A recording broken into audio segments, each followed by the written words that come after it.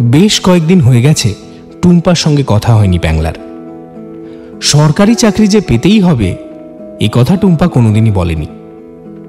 তাহলে কি এমন হলো যে টুম্পার সঙ্গে কথা বন্ধ হয়ে গেল? প্যাংলা এই ভেবেই কলেজ যাওয়ার পথে টুম্পার সঙ্গে দেখা করে। প্যাংলাকে রাস্তায় দাঁড়িয়ে থাকতে দেখে সাইকেল থামায় টুম্পা। প্যাংলা শুরু করে, কেমন আছো? টুম্পা বলে, যেমন রেখেছ। প্যাংলা ভেবেছিল টুম্পার কাছ থেকে কড়া কোনো জবাব পাবে, কিন্তু টুম্পার এই উত্তর তার বুকে আঘাত করে। টুম্পা যে ভালো নেই সেটা বুঝতে অসুবিধে হয় না প্যাংলার। তবে এই উত্তরে সে বুকে বলও পায়। তাই প্যাংলা রোয়াব নিয়েই বলে, কতবার ফোন করেছি জানো? একবার ফোনটা তুললেই তো সব মিটে যেত। টুম্পা বলে, আর দুবার করলে কি যাচ্ছে তো? হ্যাঁ, আমি তো ভাবলাম এবার কল করলেই ধরবো। প্যাংলা বলে, আমি কি করে জানবো যে কতবার ফোন করলে তুমি ধরবে? টুম্পা বলে, সে তোর আগের সময় আমিও বুঝতে পারি না। প্যাংলা এই কথার জবাব খুঁজে পায় না। টুম্পা বলে, আচ্ছা তোমার ভোটে দাঁড়ানোর কি দরকার ছিল বলো তো? আমি রাগ করে বাবাকে পাত্র দেখতে বললাম। প্যাংলা জিজ্ঞেস করে, হ্যাঁ তারপর? টুম্পা বলে, তারপর আবার কি? পরক্ষণেই মনে হলো আমি শিল্পা শেট্টি হয়ে তোমাকে সুনীল শেট্টি করতে পারবো না। হানিমুনে গেলে পাথরের পেছন থেকে হে হে করতে করতে বেরিয়ে এসে জ্বালাবে। প্যাংলা বলে, ও তো তোমার অক্ষয় কুমারের খবর কি? সরকারি চাকরি করে নিশ্চয়ই? টুম্পা বলে, হ্যাঁ সে তো করেই, এই রবিবার তো দেখেও গেল। প্যাংলা বলে, ও আবার দেখেও গেছে? অনেকটাই তো এগিয়ে গেছে দেখছি। টুম্পা বলে, দূর, যা ব্যবহার করেছি তাতে বিয়ের পর নিজের বউয়ের মুখ দেখতেও ভয় পাবে। প্যাংলা বলে, তা কি বললো? টুম্পা বলে, বললো ফোন করে জানাবে। সে আর জানিয়েছে। যাকে তোমার ভোটে দাঁড়ানোর রোগ কেন চাপলো সেটা বলো। প্যাংলা বলে, সে অনেক গল্প, পরে বলবো, আজ একটু ব্যস্ত আছি। আচ্ছা আমি রাতে ফোন করবো। হ্যাঁ। অনেকদিন বাদে টুম্পার সাথে কথা বলে স্বস্তি পায় প্যাংলা। খুশি মনেই ক্লাবে গিয়ে হাজির হয় সে। কিন্তু সেখানে গিয়ে প্রচার নিয়ে প্রথম বাধার খবর পায়। কদমতলার এক বাড়ির মালিক ক্লাবে এসে বলে গেছে তরুণ সংঘের কোনো ছেলে যেন দেওয়ালে কিছু না লেখে।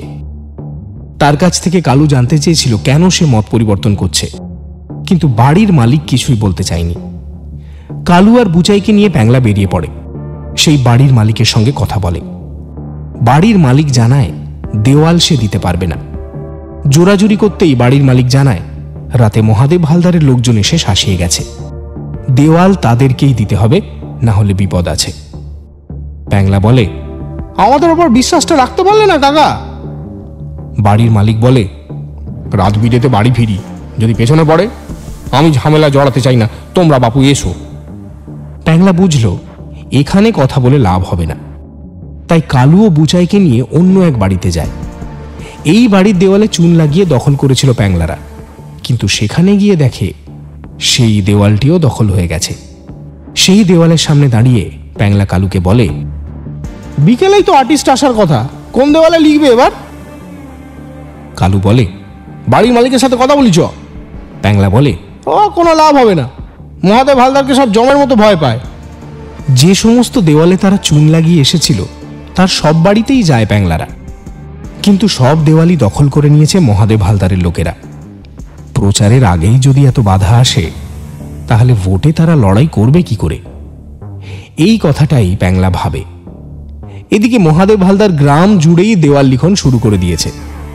দলীয় প্রতীক চিহ্নের পাশে সকাল সকাল ভোট দেওয়ার বার্তা, আবার সঙ্গে স্লোগান, 19 তারিখ আসছে দিন, এই চিহ্নে ছাপ দিন। দেওয়াল লিখন যেভাবে এগোচ্ছে তাতে মহাদেব হালদার সন্তুষ্ট। বাড়ি বাড়ি গিয়ে কিভাবে প্রচার চালানো হবে সেই নিয়ে সন্ধেবেলা ক্লাবে মিটিং বসে। কোন পাড়ার কোন কোন বাড়ি তাদের বিপক্ষে যেতে পারে সেই তালিকা তৈরি হয়। সেই বাড়িগুলোর উপর নজর দিতে বলে মহাদেব হালদার। নিরাপদ বলে, কয়েকটা বাড়ি নিয়ে চিন্তা আছে দাদা, ওরা মরে গেলেও আমাদের ভোট দেবে না। মহাদেব হালদার বলে, যে বাড়ির ভোট আমার দিকে আসবে না সেই বাড়ির লোক ভোটের দিন বাড়ির বাইরে বেরোবে না। ভোটের আগের দিন রাতে আমি নিজে গিয়ে কথা বলবো, ভোটে আমাদেরই জিততে হবে। নিরাপদ বলে, দাদা তাহলে আমরা কাল থেকেই বাড়ি বাড়ি গিয়ে প্রচার শুরু করে দিচ্ছি। মহাদেব হালদার বলে, হ্যাঁ তোরা গ্রামের প্রচারটা আপাতত দেখ, আমি এই জেলা পরিষদ নিয়ে ব্যস্ত থাকবো। আরে পঞ্চায়েত সমিতির ক্যান্ডিডেটকে নিয়ে গ্রামের পর গ্রাম ঘুরতে হচ্ছে। নিরাপদ বলে, তবু দাদা তুমি একদিন না ঘুরলে হবে না। মহাদেব হালদার বলে, আরে সে তো আমি একদিন ঘুরবই, আপাতত তোরা তপনকে নিয়ে বাড়ি বাড়ি যা, মানুষের সঙ্গে কথা বল, তারপর আমি দেখছি।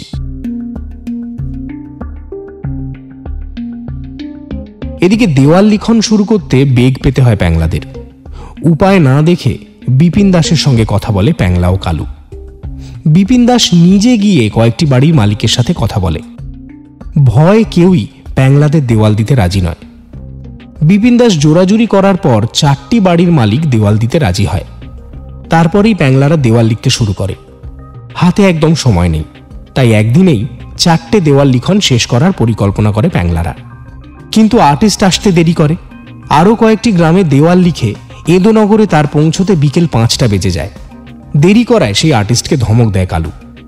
রেগে গিয়ে সেই আর্টিস্ট ফিরে যাচ্ছিল, কিন্তু প্যাংলা তাকে আটকায়। শেষমেশ এমার্জেন্সি লাইট জোগাড় করে শুরু হয় দেওয়াল লিখনের কাজ।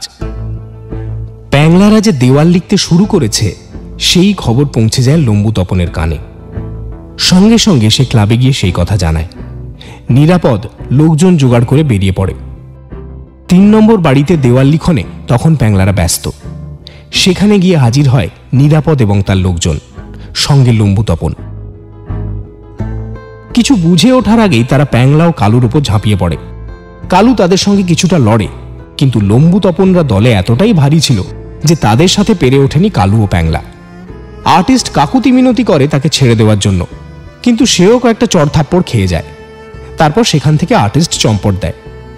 সব থেকে বেশি চোট পায় প্যাংলা, কারণ তার উপরেই লম্বু তপনের সবচেয়ে বেশি রাগ ছিল।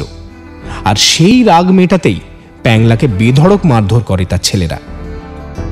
পরের দিন সকালে কালুকে সঙ্গে নিয়ে প্যাংলাকে দেখতে যায় বিপিন দাস। প্যাংলা তখন নিজের ঘরে খাটে শুয়ে। বিপিন দাসকে দেখে দেবলা চেয়ারটা এগিয়ে দেয়। বিপিন দাস বলে, আরে আরে এত এত ব্যস্ত হবেন না। তারপর বিপিন দাস প্যাংলার খাটের কাছে যায়। প্যাংলার মাথায় ব্যান্ডেজ বাঁধা। বিপিন দাস বলে, কেমন বোধ করছো? প্যাংলা বলে, ঠিক আছে কাকু, তো তুমি কিছু ভেবো না। বিপিন দাস বলে, এখনো ভেবে দেখো, যদি মনে হয় যে আর এগুলো সম্ভব নয় তাহলে সব ছেড়ে ছুড়ে দাও। আমার জন্য তোমার ক্ষতি হোক, আমি সেটা চাই না। প্যাংলা বলে, তীরে এসে হাল ছেড়ে দেবো? বিপিন দাস বলে, ভেবে দেখো বুঝলে, এটা ভোট, এটা তোমার কবাডি খেলার কোর্ট নয়। প্যাংলা বলে, এতদিন তো শুধু ভেবেই এসছি কাকু, এবার যখন একটা লক্ষ্য পেয়েছি কিছু তো করি। বিপিন দাস বলে, তাহলে শোনো, আমি যেমনটা বলবো তেমনটা করতে হবে।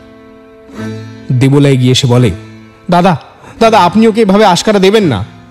বিপিন দাস বলে, আমার উপর ভরসা রাখুন, আমি আপনার ছেলের ক্ষতি হতে দেব না। সব মায়েরাই যদি এই কথা বলে তাহলে সমাজে বিপ্লব আসবে কি করে বলুন তো? দেবলা কিছু বলতে যায়, কিন্তু বিপিন দাসের আবেগঘন কথায় মায়া পড়ে যায় ফণীভূষণের, তাই সে দেবলাকে আটকে দেয়। কালু এগিয়ে এসে বলে, আর পিছু হটার প্রশ্ন নেই কাকু, তুমি শুধু বলো আমাদের কি করতে হবে। বিপিন দাস বলে, প্রতিরোধ গড়ে তুলতে হবে, বুঝেছো? প্রতিরোধ, মারের জবাব পাল্টা মার।